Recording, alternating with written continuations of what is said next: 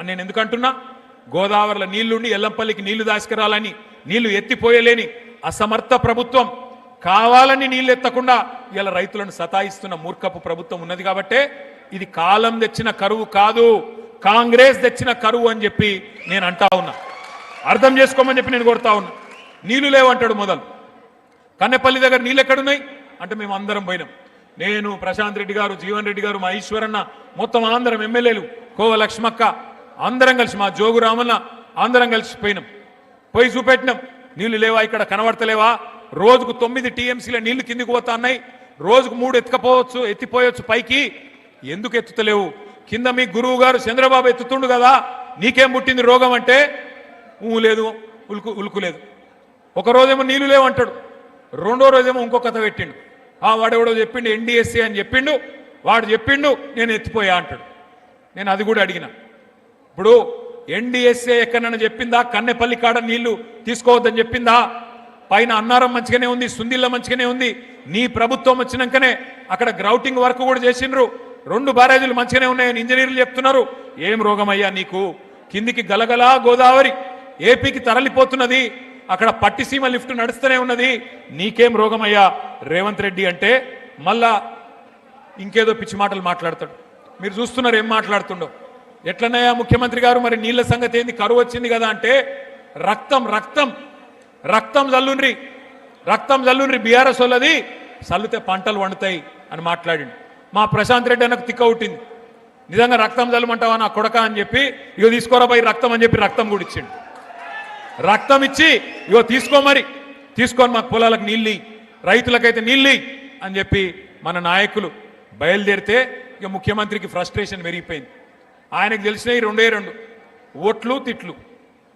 అయితే ఓట్లు పెడతాడు, దొంగ ఓట్లు, లేదంటే తిట్లు తిడతాడు, బూతులు తిడతాడు.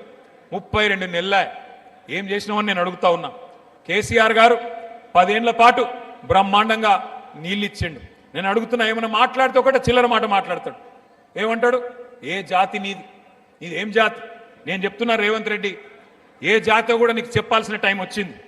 ఉద్యమ టైంలో ఉద్యమకారుల మీదికి తుపాకీ ఎక్కుబెట్టిన పోరంబోకు జాతి అయితే మాది కాదు. ఉద్యమకారుల మీదికి తుపాకీ తీసుకొని వచ్చిన పోరంబోకు జాతి అయితే మాది కాదు. వలస పాలకుల సంక నాకుతూ సమైక్యవాదుల సంచులు మోసిన దగుల్బాజీ జాతి మాది కాదు. తెలంగాణ తొలి ప్రభుత్వాన్ని 50 లక్షల రూపాయలతో ఒక ఎమ్మెల్యేను కొనుగోలు చేసి దొరికిపోయిన లుచ్చా జాతి అయితే మాది కాదు. తెలంగాణ సాగునీటి ప్రాజెక్టుల మీద 100ల కొద్ది కేసులు వేసి ఆపాలను చూసిన దివానగాళ్ల బ్యాచ్ అయితే మాది కాదు. అబద్ధాలు, విద్వేషాలు, బూతులతో ప్రజల్ని రెచ్చగొట్టి బతికిన చిల్లర జాతి మాది కాదు.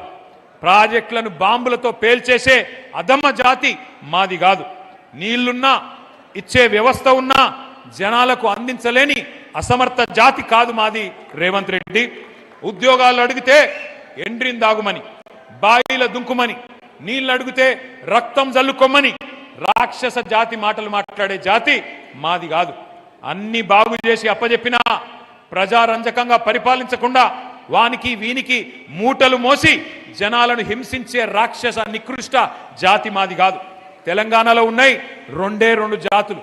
ఒకటి తెలంగాణను ప్రేమించే జాతి, రెండోది రాష్ట్రానికి ద్రోహం చేసే జాతి. ఎవడిది ఏ జాతో తెలంగాణ ప్రజలకు బాగా తెలుసు.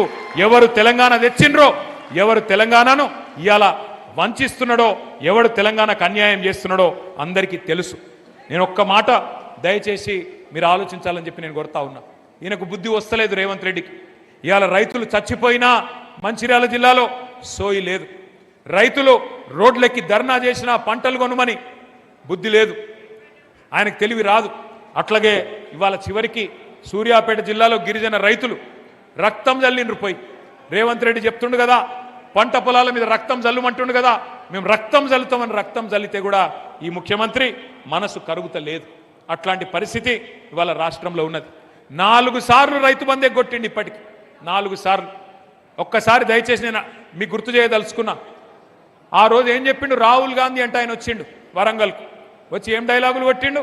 మా కాంగ్రెస్ గుద్దుండ్రి మంచిర్యాలలో, మీకు ఇది చేస్తాం అది చేస్తాం అని రైతులకు ఏమేం కళ్ళబొల్లి కబుర్లు చెప్పిండో ఒక్కసారి మీరు చూడాలని చెప్పి కొడతా ఉన్నా. ఆ వీడియో ప్లే చేయాలని చెప్పి మనోళ్ళని కొడతా ఉన్నా.